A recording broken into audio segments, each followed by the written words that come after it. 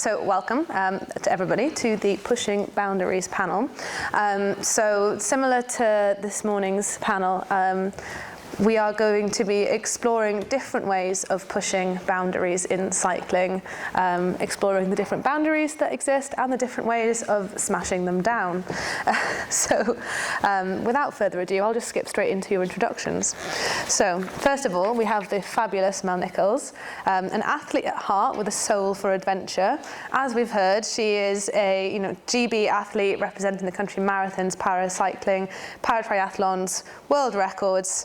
But she's equally as comfortable being on the road for days, not showering, as she is in an athlete, high-performance environment. So she is one of us. Mel's passion for pushing what's possible in human endurance drives her mission to educate and bring about positive change in a predominantly able-bodied and male-dominated world. She firmly believes that there shouldn't be any barriers to anyone riding a bike and shares her stories to champion the simplicity and purity of cycling, along with the crucial need to remove barriers, both literal and societal. And then we have the fabulous Anisa. So I can't remember the first time I met you, probably on the side of a road somewhere, possibly crying about our saddle sore. So Anisa started out in her cycling journey raising money for educating disadvantaged young people in Malawi. She learned about the transcontinental race through her local bike kitchen and signed up before she had time to find out what it actually entailed. And this essentially embodies Anisa as a person. She relishes learning on the go and jumps in with both feet forwards. She famously raced the North Cape Tarifa. So this is from the top of the country, top of Norway, basically the Arctic Circle, all the way down to the bottom of Europe. And after finishing, she was like, I wasn't really far enough, I kind of want to keep going. So she contacted Transcon Race and said, I'd like to keep riding. So that not content with riding from the top of Europe to the bottom, she then went straight into riding across it. And it wasn't like she dawdled either, because she was actually the first woman to finish, second woman to finish North Cape Tarifa. She's also one of a handful of people to have completed a self-sufficient GB Giro. So that's different to self-supported, where you're allowed to pop into shops. Self-sufficient, she carried all of her food, purifying water on the go. Basically, she's hard as nails. That's all you need to know about her. It's no surprises why she's on the panel. Next, we have the fabulous, unarticulate Emily Chappell. So Emily is one of the reasons why I got into cycling. She's probably one of the reasons why many of us here got into cycling.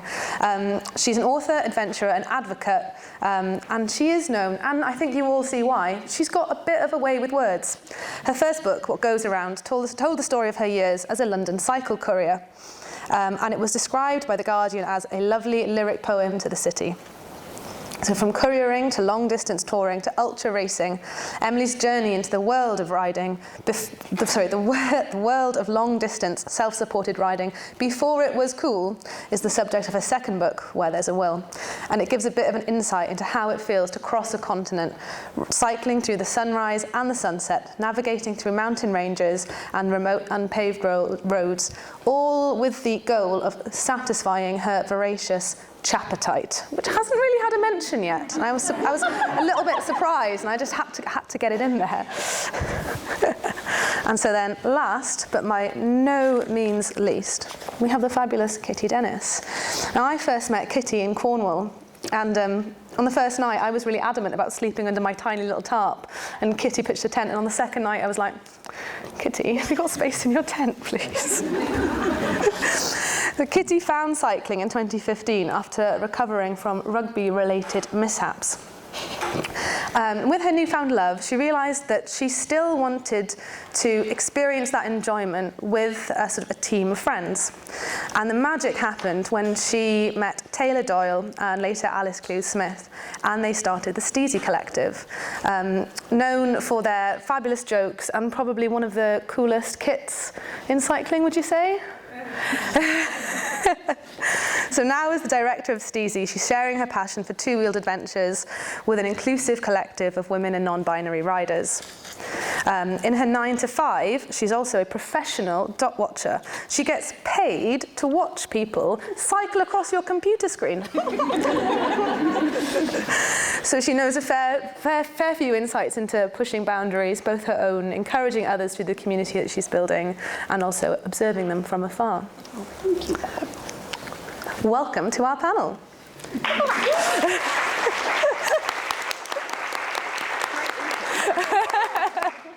Okay, so my first question to each of you is, what makes a cyclist? Do you want to go where? Yeah, I don't mind, whichever way. I can go first. It was funny because earlier I was thinking about how I was going to be here, and then I was like, well, it's about cycling. And then I was like, am I even a cyclist? And then I thought, you know what? I know I have done some things, but that was a while ago. So does this still count? Like, do I need to renew?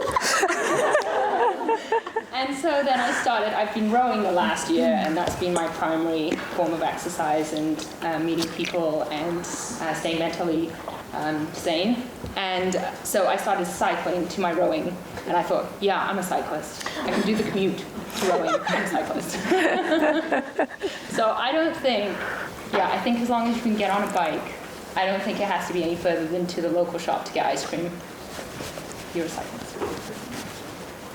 I would really agree with that, because I mean, believe it or not, even after I'd won the Transcon, I was still thinking, can I call myself an ultra-endurance cyclist? I mean, yeah, there was that one race, but I mean, how long do you need to be doing it before it can become part of your definition? And this, I mean, I'm not going to make any assumptions about whether this is a gendered thing. I suspect it probably is. But it's been interesting for me lately, because I think along with a lot of other people, was very moved by Jules's talk earlier. And one of the things I've been dealing with recently is the fact that I really overdid it this summer with the cycling. Went a bit too far, carried on a bit too long, had a great time, and I'm now really tired. And basically, 50k is enough for me. And I'm hoping it comes back, but for now I've had to accept that 50k is a good day out. And this is actually really changing my definition of whether I am a cyclist. I mean, I'm happy, like everyone's a cyclist. If you're on a bike, or even if you're in the vicinity of one, fine, you're a cyclist. I have absolutely no truck with any of the snobbery or the, having to reach a certain, jump over a certain hoop. But it's much harder for myself to think, okay, well, no, I think I am, aren't I? I think so. Yeah. I'll be on a bike tomorrow. You can all judge for yourselves whether I'm a cyclist. But I mean, I guess what we learn from this is some of the boundaries are in our heads and can do with being dismantled. Who wants the mic next? Thank you. Yeah, I'd echo what you both said, sort of about identity. I always used to ride a bike, but like you guys, whether it's you rode it to go to rowing, I rode it to go to the horses, or I rode it to see my friends, and that wasn't me being a cyclist. I was just going to the horse, or whatever. And I think since getting back on a different kind of bike, I wore whatever I wanted to wear. I didn't have my sunglasses on the outside of my helmet straps and all the rest of the rules you have to do. And does that mean that I wasn't a cyclist? And I think for looking at, with different bikes, or every day I sort of get questions, what is that? I remember when I was cycling through St Andrews up in Scotland, and I think I said St Andrews was like Oxford, sort of by the coast. And this guy from the college, and his sort of gown, and he was like, "Oh, what is this contraption?" It's a bike. It might be different, but it's a bike. And whatever bike you're riding, you are a cyclist, as far as I'm concerned. But it's definitely hard, I think, for ourselves sometimes in that environment where we're within. And I think you're right. I think it is a gender thing as well. So that was all super profound, but I've cracked the code. If it says the word bike or cyclist in your Instagram handle or bio, you are a cyclist. Thanks for being so profound. I want to open this up to the audience as well. So if you've got a definition of what you think makes a cyclist, or you want to offer some insight, I'm aware that there are many barriers existing within this space, and I don't think there's any possible way to establish them all on a stage. But I will have to repeat what you say for the people on YouTube. So bear with me on this. Yeah, Jasmine. I think you have a language problem. That in Dutch we have a very clear definition, You're either a feetster, this is where you ride a bike, and predominantly it's to go from A to B, whether this is to school, to the shops, to your work. And then you have a wheel runner, and this is someone who does cycling as a hobby. So this is where you go a bit further, where you don't have to be a racing cyclist, but in the weekends you like spending time on your bike for your hobby. And because that's that clear definition in language, there's no confusion. Whereas in the English language, I think there's kind of this vagueness around the word. That means we can all give our own understanding of it. Good luck repeating those words. Yeah. I remembered feetster. I did not remember the second one. Wielrenner. Cool. So to summarise for the people at home, that in the English language we have a little bit of a barrier from actually the words that we use, because we don't have a way of distinguishing between somebody who might cycle for utility reasons versus somebody who cycles recreationally or for sport. And that's sort of like a source of some ambiguity or a feeling of maybe imposter syndrome or not belonging, because you feel like there's the one size fits all doesn't work. Yeah. Does there need to be a differentiation between the two pursuits? You can be both simultaneously. So Yeah. Is it a language problem, or is it just an identity problem? Ooh, good question. Is it a language problem or is it an identity problem? No, I mean, you don't, it can be rhetorical. I have a Yeah? I don't know, I can't answer that question, but I think one of the things about cycling that causes this problem, but also is one of the ways it's so wonderful, is that it can be so many different things, and so many different people can join and do it in so many ways. And yes, I suppose that does mean that there's potential to sort of look down on whoever's doing it differently from you, but it also means that there's so much potential for people who would otherwise be very different to come together. And one thing I've just noticed on this panel and with many of the people in this room is that a lot of people come into cycling from other sports, or occasionally leave to other sports. But it's a wonderfully, I mean, I know we're talking about barriers, but it's a wonderfully porous sport. You know, you can come into it from any angle on any sort of bike, and then within it you can migrate to other sorts of bikes. I mean, I started out riding a cheap fixie around London, and now I ride, you know, a fat bike and a road bike. So, yeah, I think it's both a language problem and a language opportunity, really. I was going to say, maybe there isn't actually a language needed, because I don't know if anyone's ever asked me, are you a cyclist? Okay, yes, you can come with us. Once you're on the bike, you can feel that you're a cyclist, you're enjoying it, you're having fun, you want to keep going, you don't want to stop. Well, maybe sometimes you do, but you kind of act it or feel it or do it, rather than what it's actually defined as. I was going to ask, are there any anthropologists in the audience? Because I do think it's interesting sometimes how, as humans, we often, for better or for worse, like to feel like we belong to a tribe. And that's, again, one of the reasons why it's so important to have lots of different role models, because it shows us all the different kinds of tribes that we can belong to, if we want to. There was another one up there. Yeah, in the middle. Yeah, I was just going to say, it's quite interesting now. What do you identify yourself as? A track athlete, a cyclist, or a triathlete? Ooh. Yeah, it's really hard on my social media, like what am I, who am I? And, thank you. Yeah, it's definitely a difficult one, and when I do sort of media stuff, I say, how do I introduce you? And I'm like, I don't know, how do you introduce me? Different for different audiences. Like many people have said already about, not wanting the labels, not wanting to fit into boxes. I am me, it's whatever I'm doing at the time. So I guess if I'm in a triathlon, I am a triathlete. If I'm doing an ultra race, I'm an ultra cyclist. Yeah, I have been a track racer. I'm never going there again, so we can cross that one out, that's fine. That's too short and boring, go around in circles. I think my point is that it doesn't matter, and as long as you identify with whatever you identify yourself as. Yeah, whatever you're comfortable with, isn't it? Yeah. What's needed at the time. Yeah. Agree. Yeah. In the past, I've had my sort of Facebook sort of handle has been so long. It's like listing everything, but then just being like, how can you say this in one word? Yeah. Okay, I'm gonna go to another question. So, what does pushing boundaries mean to you? And it can be in a traditional sense. It can be sort of about numbers and speed and time, or it can also be in the sort of, I don't want to say non-traditional sense, because like, when did things like experience stop being the goal or whatever? So yeah, I'll rephrase that and just say, yeah, what does pushing boundaries mean to you? I'll go first because I think I got the wrong end of the stick. So Ella and Joe asked me to come and speak, which was incredible. So I looked at who else was speaking and I was like, what am I doing? But they were like pushing boundaries and I was like, oh yeah, like Nick, like smash the patriarchy, like make your own space. And then Anisa was like, yeah, so like thousands of miles, is that a boundary? And it's like, is the transcontinental race a boundary? I was like, I thought going to Regent's Park and getting up at 5 o'clock was a boundary, I'm going to be honest.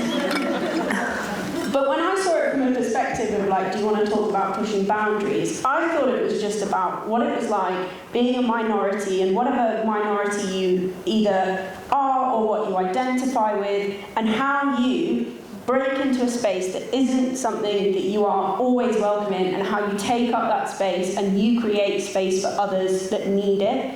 And I think that being a boundary, I see it a bit more as a sort of theoretical thing, that for me a boundary was going to a ride and not feeling welcome but actually still staying there. So I think for me that's what pushing boundaries is, because distance, time, all of that stuff, it's a boundary, but it doesn't faze me as much as the fear of going somewhere and not feeling welcome. So for me that's what pushing a boundary is.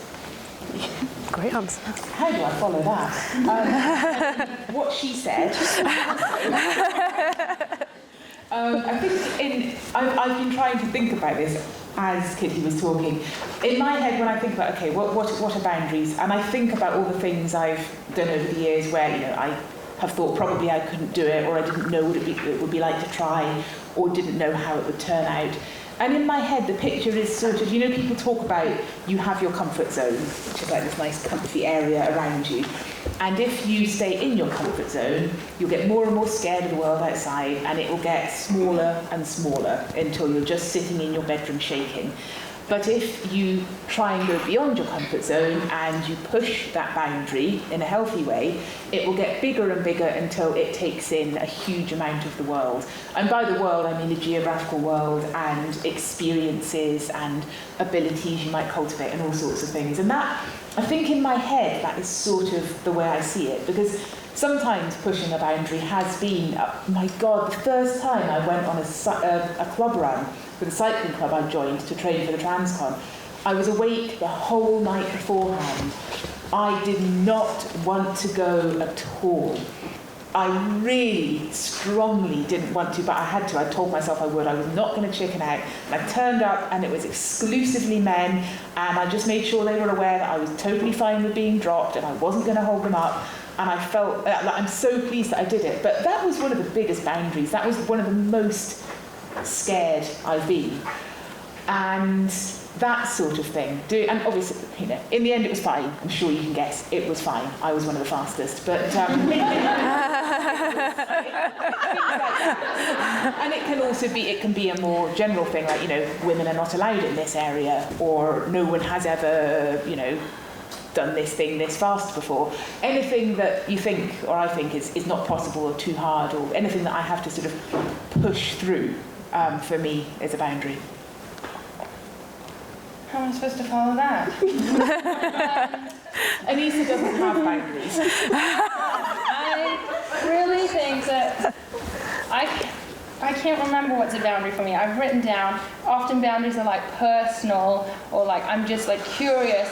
Like I think our bodies are capable of so much more. It is our brains and our attitudes and our perspectives that stop us. And so, like, is the boundary, my head is the boundary, like that is really, and so I kind of echo both, like what you both said. I think I often am so focused, like, Elle said, when I signed up for that first transcontinental, I was just getting to the end. I had food poisoning and everyone had already finished, but I was still going that last 600 kilometers. Like that was, you know, and it wasn't, I never thought of it as pushing a boundary. Like I didn't think I was doing anything. Well, I did when I got to the end. I was like, I could do anything now. Like, and as Emily described that, like as you push yourself out of the comfort zone, the world just seemed like such a big place, and your emotions, the way you experience things, were like so much bigger and so much fuller than you could. Like I couldn't go inside anymore. I couldn't live that life that I had before. It had kind of opened this new door. So I guess that was like a personal boundary that I had pushed. And yeah, I think often it's just like, I remember the first rides, talking about the first rides I went on, and I spent probably, it felt like a year, and I'd go out on these weekend club rides, and I was just so desperate to get an average above 15 miles an hour, and I'd come back at 13 miles an hour, and I was like, I'm almost there. Next week I'm going to get it. And I was trying so hard, and I just don't know, I couldn't get there. And then I thought, you know what, maybe it's because I don't put the auto pause on. But then I realized it's not always about the numbers. I love numbers. I'm a mathematician, and I will push for those extra couple seconds or whatever. But you know, it's not about the numbers in the end. It's this personal, like, I want to do this thing that, you know, I think I can do this, like GB Duro. Is it possible to carry all your food for 12 days? Like, I actually didn't think it was possible, but apparently it is. I still don't think it's possible. I don't think if I tried again I could do it, but that's beside the point. I don't have to now. Amazing. I think pushing boundaries, the athlete in me definitely would say the numbers, hitting those races, those world records, whatever it is. But that, it's not easy, but you kind of put the processes in, you put the ingredients in, and that should come if you put the process in correctly, in theory. It's not a given, but I guess that's the idea. But like you were saying about kind of putting yourself in spaces that perhaps isn't so comfortable. So for my experiences, every day I'll have, whether I'm out, I'd say I could turn up to an event and I'm signing up or something, they're like, surely you're not riding a bike? I'm like, yes I am. And it's just those attitudes, or getting in the pool, like, well, what have you done? How are you going to swim? And I think it's us moving those boundaries to normalise things, which sounds strange, like saying normalising is almost like the opposite of pushing boundaries, but that's what we need to do for everyone that comes later, so it's not as hard and as awkward and as intimidating and all the rest of it for everybody else. So I guess if we can put ourselves out there and normalise it and just, yes, I can ride a bike, and just ride a different bike or whatever it is, then hopefully that will help people in the future, which is important. While Anisa was talking and trying to figure out what a boundary might actually be, I was remembering we have done quite a few very big bike rides together. I think the longest is 400k. I think so, or 500, don't you? Oh yeah. So we've done and I've spent quite a lot of time with Anisa riding along roads late at night in the dark. And you reach a certain stage. There is a point to this. I'm sure there is. Don't worry, I'm not worried. Where all of your boundaries just fall away, and we update each other on all of our recent personal hygiene mishaps. And I think everybody on this panel has spent quite a long time without a shower, and that is actually a very interesting boundary because I was brought up to keep myself quite clean. And you just learn a lot when you go without a shower for a day or 2 or 3, and you learn things your body can do that I realise this sounds like a joke, but it's another interesting thing and a boundary in society that we are encouraged not to cross. And I would like to commend Anisa for crossing it more regularly and more thoroughly than most people. On the topic of not showering very often, I actually wanted to bring in something that I remember I learnt just after I'd written an article about saddle sore. No, but it was about personal hygiene, and it was something that I was like, oh gosh, I'd never even thought about that. But depending on your faith or your culture, it is sort of I don't know the best way to articulate this. I'm sorry if I get it wrong, but it's not okay to not shower, or you must keep clean, according to your faith, and so that's actually something that I had never occurred of as a boundary. I'm like, I don't care if I smell a bit, but that's not something that's an option for people, and so it's just like, the mind boggles. I wanted to pick up on something that somebody said about a lot of the boundaries being more in your head than being maybe like real or physical boundaries.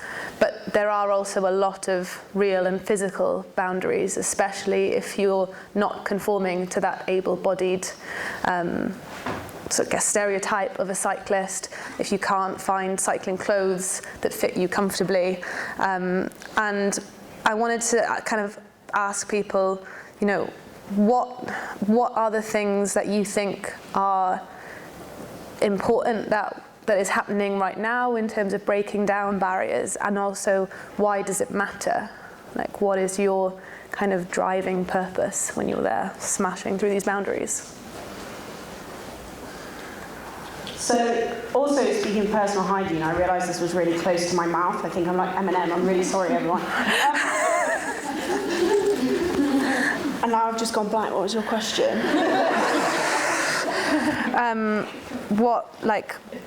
What can we be doing to be more inclusive, and why does it matter?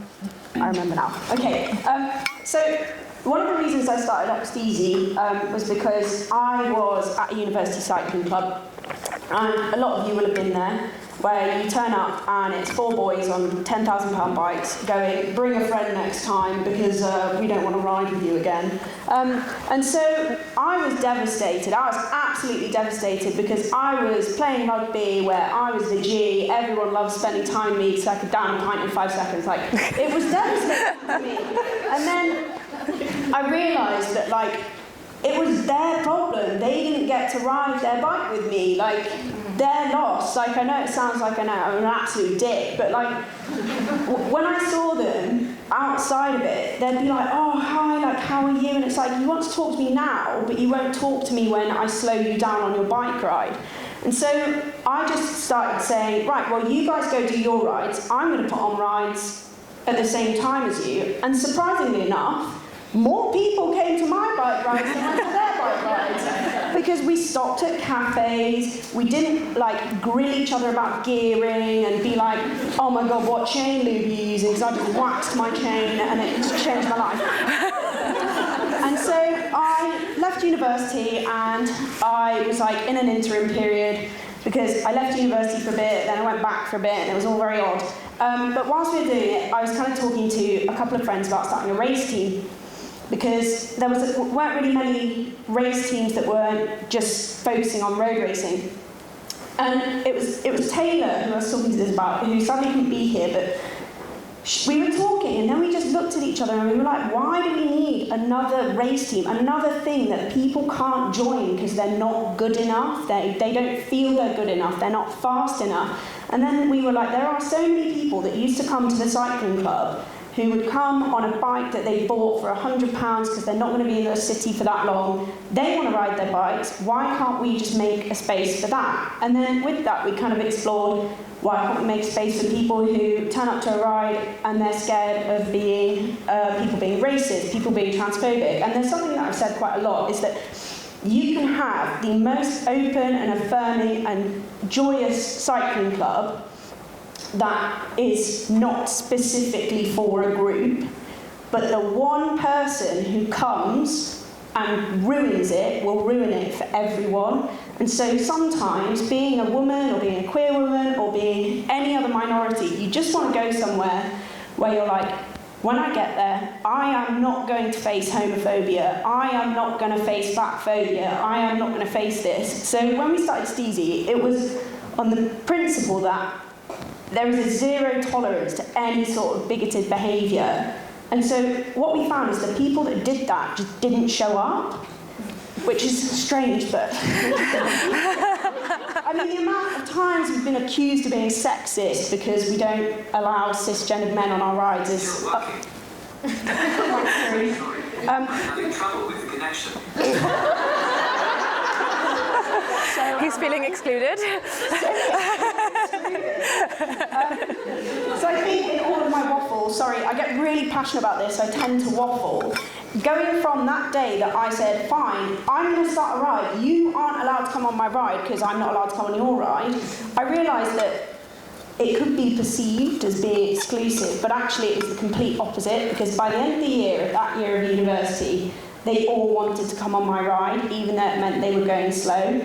And I think the thing that I'm trying to say is that sometimes you have to remove yourself from the boundary completely to push that boundary, if that makes sense. Woo! Woo!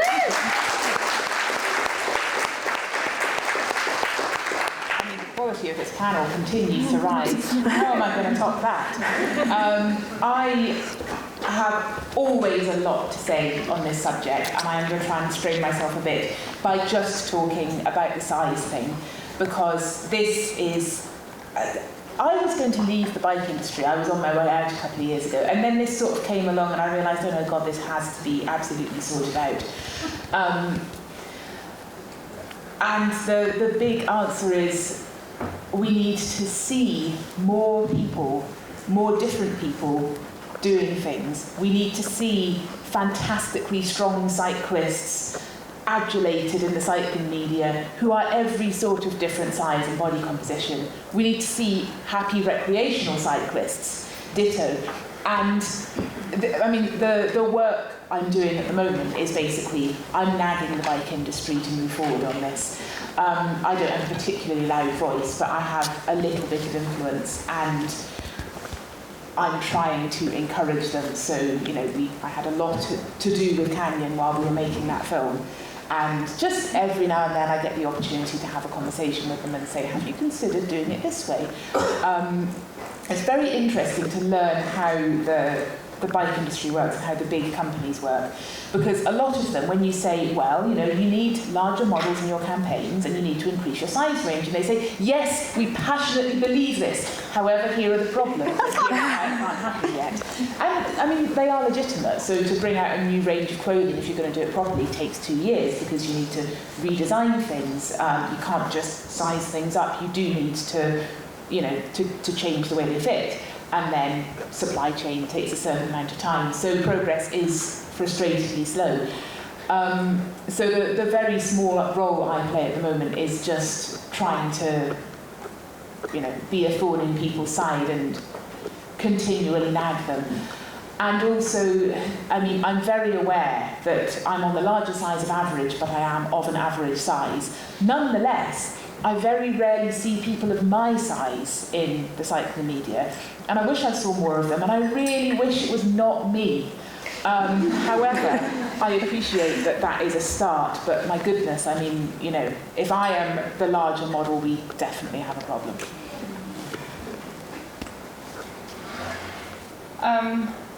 So barriers. Like I said before, I think that a lot of them are really in our head, and I think especially after listening to Mel's story, I feel like I haven't really faced any barriers like that. Like I just keep doing what I want to do. I make my own decisions. I go ride when I want to. I don't care if I'm the only woman, as long as everyone there has bikes and they're accepting to me. And even sometimes if they're not, I'm like, I'm gonna show you. You think I don't belong here? Wait and see. Like, I just believe I'm great and I fit everywhere. And unless someone's actually gonna stop and turn me away, I'm just gonna go. So I go to track cycling, I'm the only girl. I go to some other rides that get advertised sometimes on Facebook, and I've learned to not do this so much because I often turn up and there's like 40 guys and me, and then I'm like, I need a pee break where it's not just a bus stop, please. Okay, fine, I'm just gonna pee here then.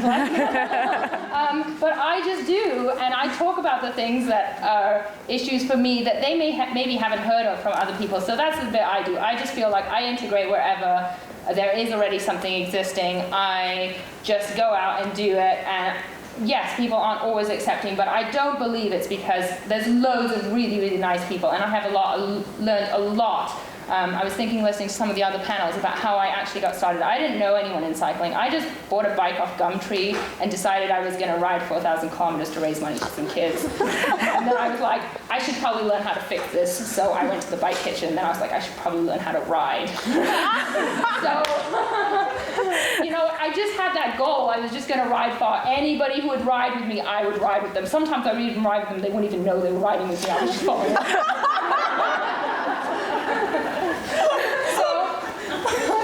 I just, even sometimes I want to enter an event and it's closed. I'm like, what do you mean it's closed? I'm a woman and I'm of color. Let me in.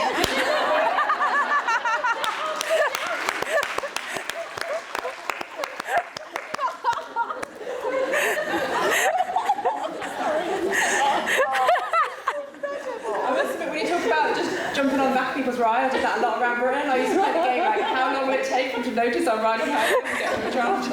Sometimes quite a long time. I think, with the barriers, it's like you're saying, we need to see it, don't we? And I think, we've got that level of confidence or stubbornness or whatever it is that we're going to put ourselves there. We're going to do it whether they tell us we can't or not. And the more you say we can't, we're going to do it anyway. But there's a lot of people out there that haven't got that confidence and aren't putting themselves out there for various reasons. So I think, we need to see it, so we need to be it. So if we can, we need to be that voice, and we need to be the people that can't, and support people as well that that want to or that are, or so just be those voices, I guess, for everybody, whatever that is in along diversity. I think when it comes to actual barriers, I know your name, sorry, when you're asking about city cycling. So anything, if you don't ride a standard solo bike, you can't get through barriers most of the time. And there doesn't seem to be a one-size-fits-all with cycle barriers, as I found out going around Britain. I mean, there probably should be, but you can get all sorts. I remember Liverpool was particularly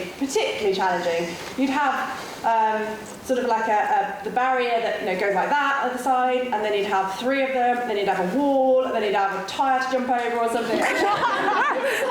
It's like the Krypton factor or something, just to get your bike through. And whether you've got a tandem, whether you've got a trike, you've got a hand bike, whether you've got a kids, tag along or whatever it is, just they don't work. And as I've seen in the fantastic tortoise-filled bike paths in America, they don't have them and it works. So we need to get rid of them, however that's going to be. I remember cycling through York a few years ago, and a beautiful state-of-the-art cycle path that went for miles and along the river, spent thousands on it.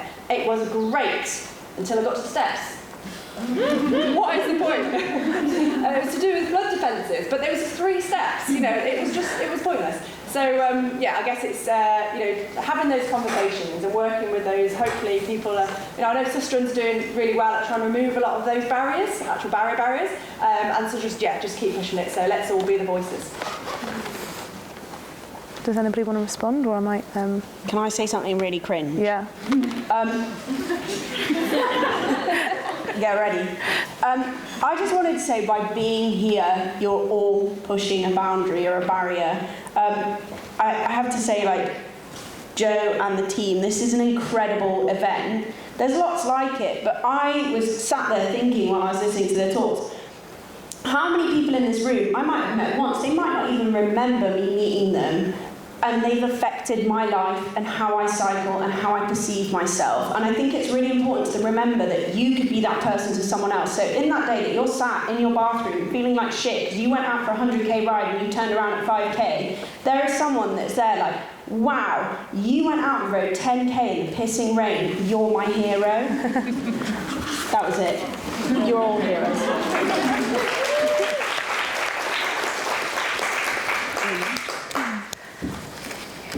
So I might open to the audience for questions. Yeah. My question is particularly about size inclusivity. So Emily, I just want to say thank you so much for that film and for also acknowledging there's a spectrum of privilege when it comes to size. And I really appreciate that, and it's great to see that this is the first event I think I've been to where I'm someone's talking about an issue that I face. That's really great. You mentioned we need to see more, I use the word fat and I don't mean that in an offensive way, but we need to see more fat cyclists. And I guess my question to that is we are out here, I ride my bike at the club, I cycled 600 kilometres across Europe this summer, we're out here, so what is it that we can do to make brands take notice and actually actually show this? Because I think there's often an assumption that there just aren't any fat cyclists. There 100% are, we're just not given opportunities in the same way that other people are. So just be really interested to hear from you, what's it going to take for brands to actually change? I mean, I think the answer I gave before, which is just a heck of a lot of nagging. One thing I have been aware of lately, as the tide very, very slowly turns, is there's one particular bike brand that I'm aware of that for a long time has had an offer where they will replace your jersey if you lose weight through cycling. And a lot of people I know have objected to this. And every now and then somebody contacts me and says, are you aware of this? What do you think of it? And what has happened, I've been following this, lots and lots of people have just emailed them, over the years, and more recently. And now I say, well, why don't you just email them? They're very receptive to this. And the tide is turning, it is changing. They received enough emails about this that they were like, I think we need to do something. I think people don't like this. I think maybe we need to consider and update our policies. So that is one example of it. Things can actually work, and you might think you're just one person making the effort to get in contact and express your opinion. But actually, you might find that a lot of other people are. And there's a lot to be said for a coordinated letter campaign if you have any friends. So things like that, and I don't know, lots and lots of gentle nagging. I would very firmly plug Everybody Outdoors. You can find them on Instagram. I think they have a website as well. They're a really wonderful organisation. They're working beyond just cycling. They're working within the outdoor industry generally. And they are campaigning in various ways for size inclusivity. They're doing a lot of very specific work with brands where I think recently a brand got in touch with them and said, okay, we're going to do it. We're going to upgrade our size range. We're looking for fit models, and we'd like to have people come in and talk about how they use the kit, what they're looking for. Because, for example, if you're if you're making a backpack for a larger body, the proportions might be different. You might need to think about, where things will cut in a different way. It's not just a matter of upsizing. So Everybody Outdoors are doing a really, really good job of creating a little bit more of a platform for people's voices to be sort of heard and shoveled in the direction of the correct brand. So I'd recommend looking out for them as well. I think I'd also add that often it's the newer, entrants to the market often have quicker turnaround. They don't have these 2-year lead times to releasing a new bit of kit, and they're much more engaged with their community.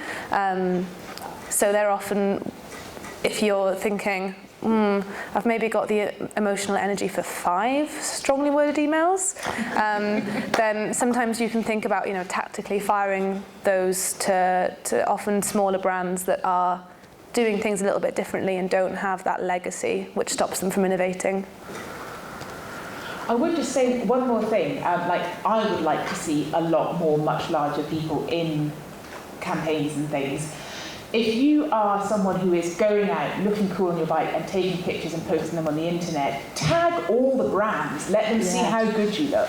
Because a lot of them actually are looking for larger models, and they are hard to find because it's the way social media works. I don't think I belong on social media because I'm a size 16. I think you're supposed to be size 10 and have very big boobs to be on. So, people are not putting themselves forward as sports models, but actually a lot of brands would be like, well, you know what, this will make us look good, this person looks good, we would like to have our kit seen on different bodies. If you sort of present yourself, or anyone else you know. In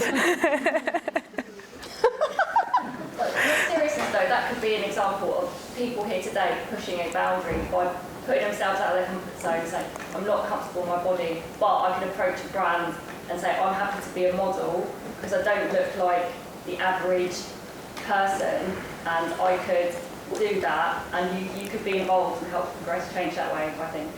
There's a real life block though if the brand doesn't actually make clothes the size for that fat person. So it's I think that's just a really important thing to know. It's the first thing that's got to come is the clothes have to exist, right?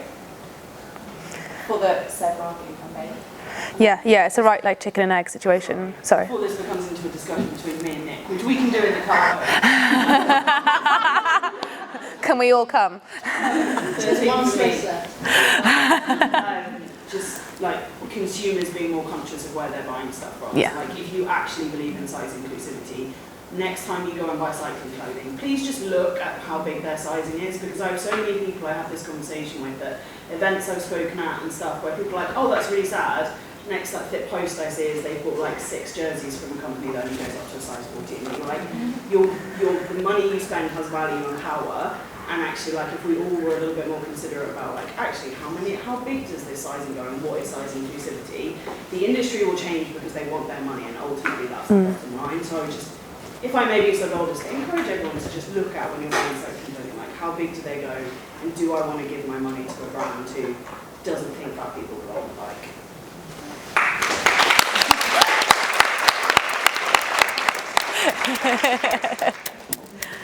Fabulous. A question from Mum. Following on that, I'm just thinking, if you think about maybe 5-6 years ago, how long did it take the industry to bring bikes that were small enough to fit larger groups of more women or shorter people, essentially, just anyone below size, height 5'4", right? It took them years to get that size range of bikes in place. And now we're talking about bringing a size range of clothing that is appropriate to the general public. So we should think about what is broken with the cycling industry, because we are here doing this free consultancy for the cycling industry. Like, I feel like we might need to take a step back and again, free consultancy for the industry. But they should be having a look at them, like, what is wrong with us that we can't get this market right? Like, why can't we provide for half of the population? Can I answer this? Yeah, go for it. So I used to work at a bike brand. And they're a great company, and the team I worked with were great. The problem was they just didn't get it. And I think the big answer to this question is, if you genuinely, cycling is your passion, it is your life, and you're in a job that you're like, look for a job in the cycling industry and see where you can make a change if you are that passionate about it. I quit medical school to work in the cycling industry because I knew that I loved this sport, but it was just really, I was going to swear, messed up. The thing that was happening is they were putting the same prices but different group sets on women's bikes, because when asked, the R&D team said women could not produce enough power to require the group set that was on the men's bike. Luckily, they've gone bust now, so they don't exist anymore. But not related. It happens all over in the cycling industry, and do you know who changes it? Unfortunately, it is women, non-binary, people of colour, queer people, trans people who are like, you've never even thought about that, have you? So it's kind of the same with that, is that yes, it's us doing the free work, and like, it's not great, but I've learned so much from, and I am surprised that like, so many people have mentioned the New Forest Off-Road Club, and Nick up there, get that picture in there, famous. But she's said so many things that have really brought to the attention this kind of problem, is that there are people sat there in the boardroom and they all look the same. They're all the same person going, yes, very good answer, Jeffrey, I think you agree, and that's really going to help us get more people like us on bicycles. Whereas if you send a letter being like, how many women do you have in your like top line? How many people of colour do you have in your R&D department? All of this stuff is really important, because when they look at that letter and they go, oh, none. Like, that's excluding over half of the market, because the market is everyone that can ride a bike, which is almost the entire population. And then you're talking about ability, and I don't know, I'd pass it on to Mel, but I don't know how many companies make bikes that aren't just typical able-bodied bikes. So it's about disrupting the industry by holding up a mirror and then getting the jobs there yourself if you are that passionate about it.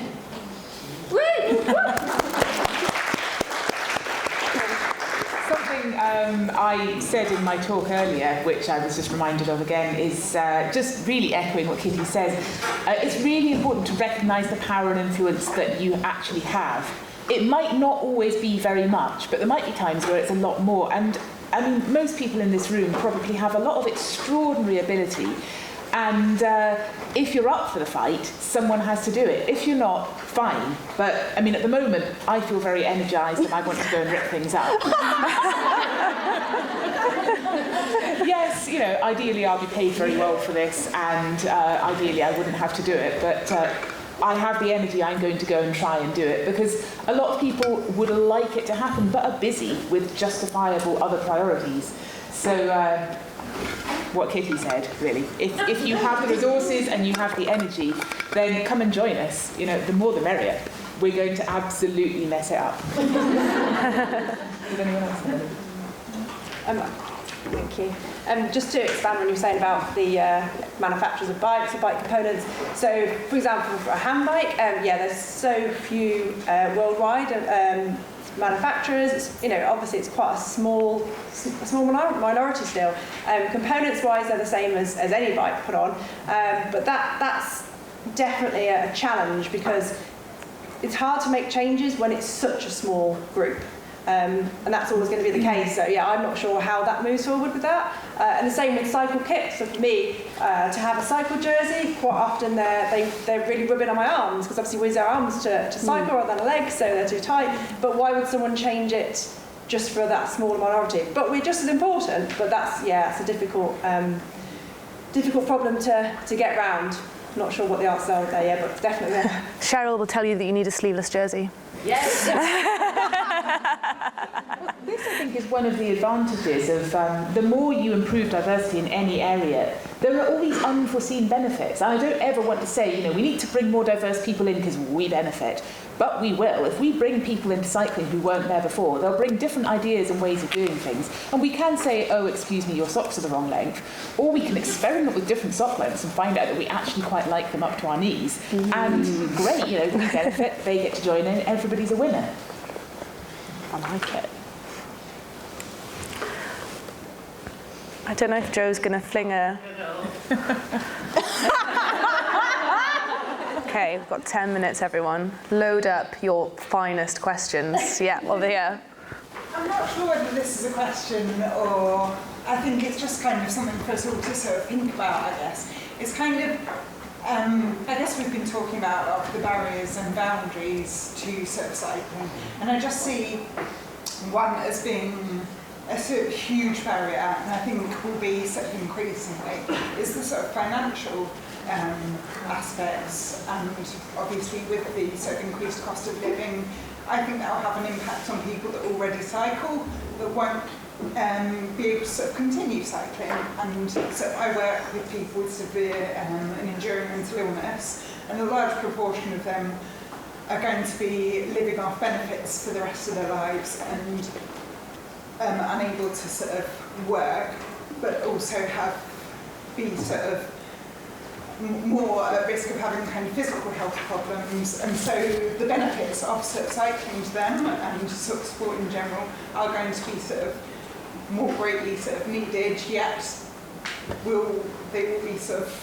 unable to sort of access it at all. And I wonder whether there's any kind of thing, like, and I know that you were sort of talking about this in relation to your brother and him coming from a sort of a medical perspective, but I'm just thinking how sort of inaccessible cycling is, because it's extortionate to sort of get into and then sort of maintain involvement. And we're thinking about like how much you pay for a jersey, and that's just going up and up and up.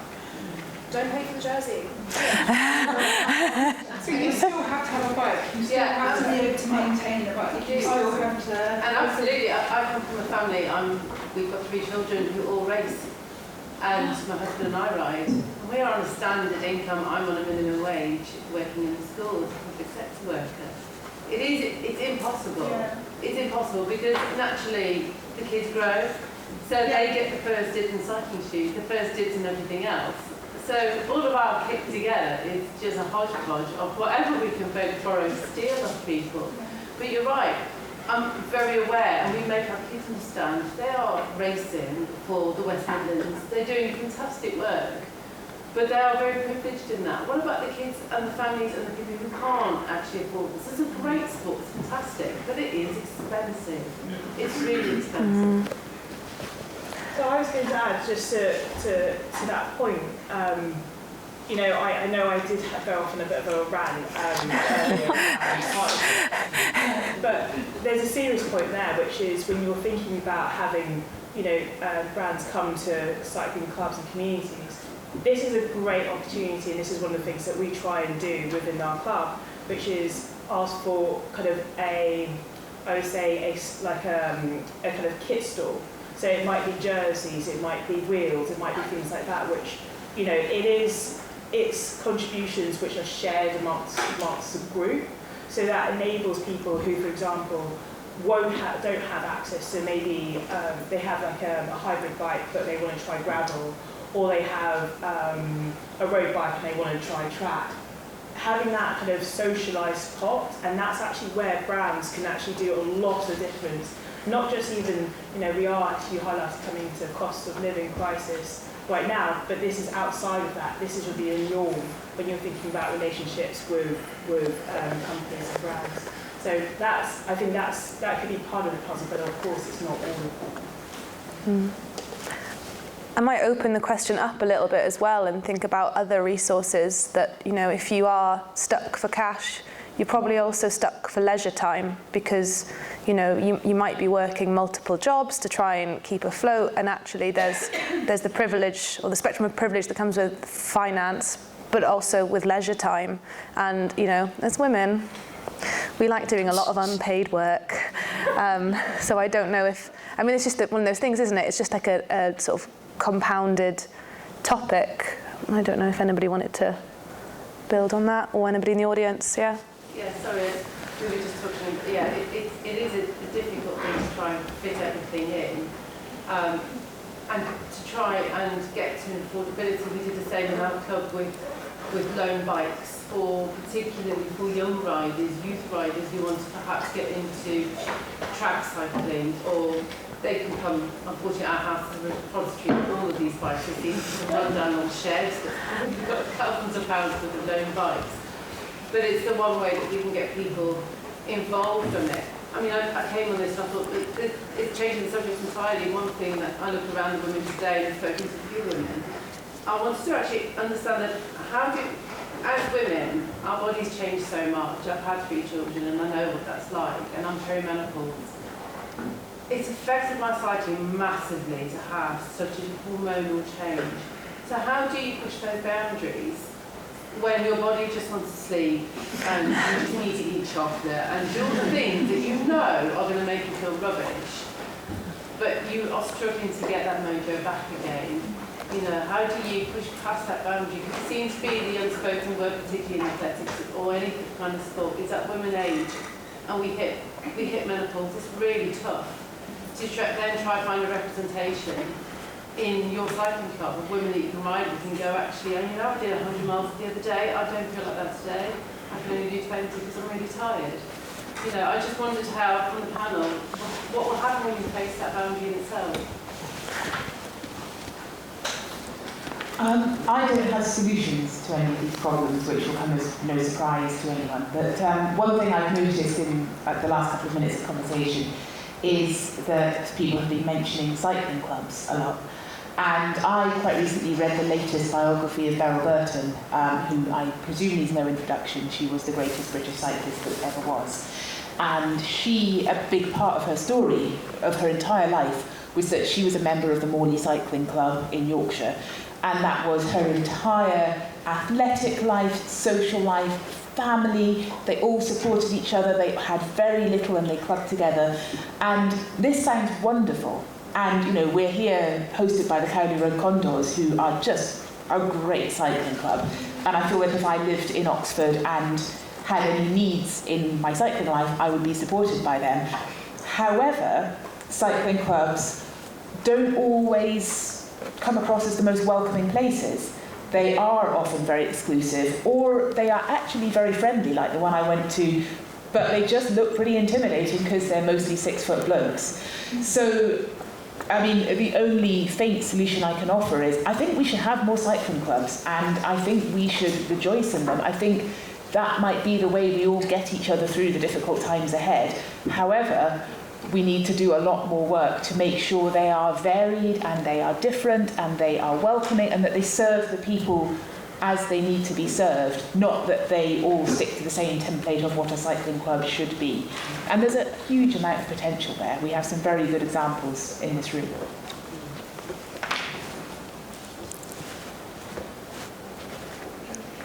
Go for one more. It feels like cyclists and cycling are getting more and more caught up in the culture wars at the moment, which is putting the boundaries between cyclists and other people using the roads. How can we try and fight against that or break it down? Ooh. humour really works. So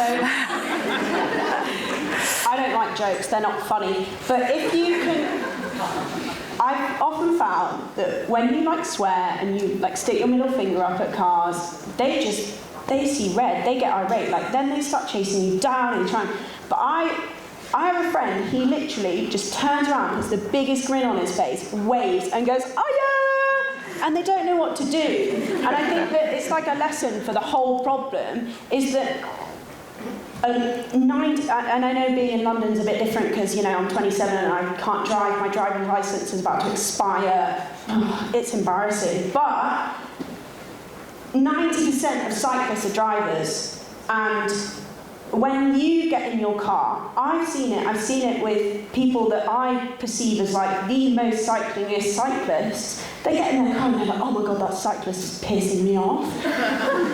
And it's getting in your little box, your extension of your house that is safe, and you think that this cyclist on the road is threatening the idea that you might not get that space at Sainsbury's. So when you go to work and you hear, I remember I once had a tutor at university, and it was the day that Beastly East came in, and I was so proud of myself. I got my mountain bike, I made some pogies out of plastic bags, and he was like, I will cycle into university today. And I got there and locked my bike up somewhere else because I thought it was a really fancy mountain bike. It wasn't. And he didn't see me, and he was like, I'm so glad it snowed. And I was like, why? And he was like, because all the fucking cyclists are gone. I just felt like, I cycled in, and the shame, he was so embarrassed. And so everyone you know will drive a car to an extent. Just say to them, like, you know, we're just trying to get from A to B, we're not trying to stop you getting that space at Sainsbury's, and we're trying to ride safely. And it's education, isn't it? If you see someone riding in the middle of the road, it's probably because it's not safe to overtake. And if you have the open and honest conversation, it obviously helps. But then, obviously, you've got a huge amount that needs to be done in cycling infrastructure campaigning, because I think it's abysmal and disgusting that all of the COVID bike lanes immediately got taken out. But yeah, being educational and open-hearted is really tiring, but often with angry people helps. Anyone else? Oh, I've got a little wrap-up one. Oh, can I just say something about that? So, as cyclists, motor vehicles that we share the road with, we always think about as us as more marginalised group, but it's a really interesting thing. So, like last summer, using a shared cycle path, you forget that you can also be that motorist when the pedestrian is the equivalent cyclist. And if you're a cyclist on the road, you're trying to get past another cyclist because they're moving slower, or you're on a shared path and you're trying to get past that woman with a buggy because they're holding you up. It's just really interesting to remember that we can also be that really horrible motorist in the car. We're just a different mode of transport. Yeah, so like that empathy gap almost. Yeah. I like that. Empathy gap. You can have that one. I'll use it. Try and make it funny. I'll work on it. So yeah, I'm going to wrap it up. Don't worry. So I was thinking one of my sort of like key takeaways from this session is that, you know, a lot of us feel the fear and do it anyway. And every achievement is worth celebrating. So I wanted to ask each of our panel members, what was their most obscure or unexpected achievement that they are the most proud of? Can we start the other end?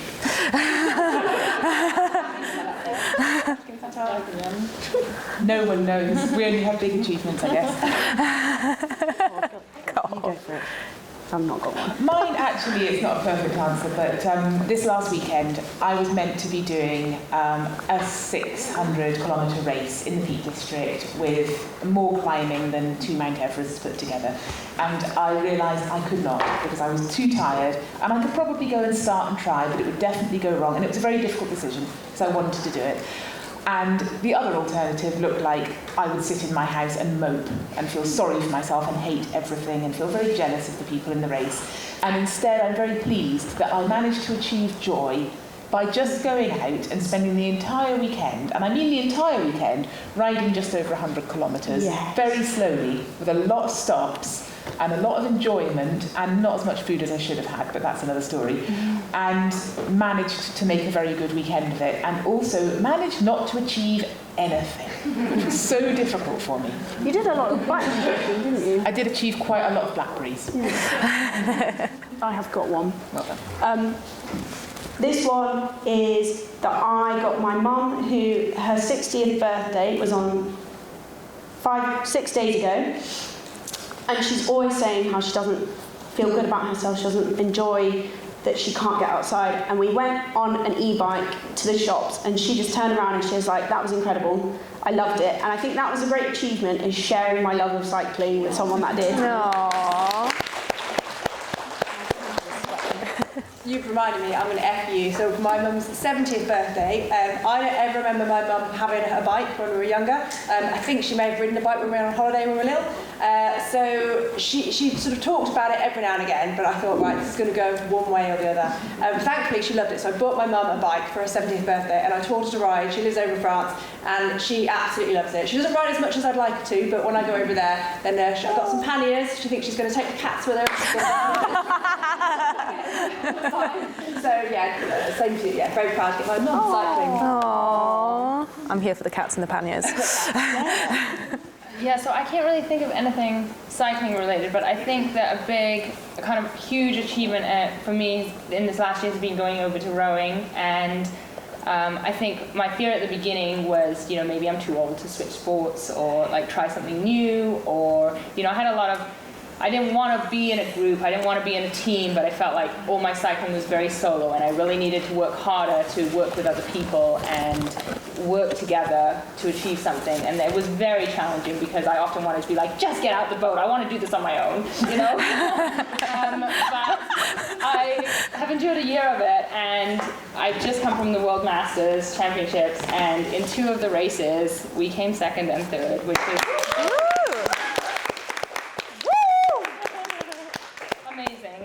and I think, just being able to kind of bridge that gap. And I think I told Nick earlier, the first week when I was learning to row, it was really hard to get into rowing. I was like one of 2 or 3 brown people in the whole regatta of like thousands of people just now. I turned up to the club, and 2 or 3 different people asked me like what I was doing there, or if I was cleaner, or like, and I was just like, I should just stop right now. I don't even know how to do it. Maybe I'm no good at it. But like, I've endured a year, and look where I've got. So just don't let other people control the way you feel. Like, we can do this. And I would just remind myself, like, I am a strong sports person, and if this was cycling, like, I would have no issue telling them to, go the other way, because I'm good at this. But because I wasn't sure that I was good at it, I really doubted myself, and yeah, it was great. Awesome, amazing. Thank you so much to our incredibly talented, funny, and persistent panel. And thank you also to everybody from the audience who's contributed to that session. That was amazing.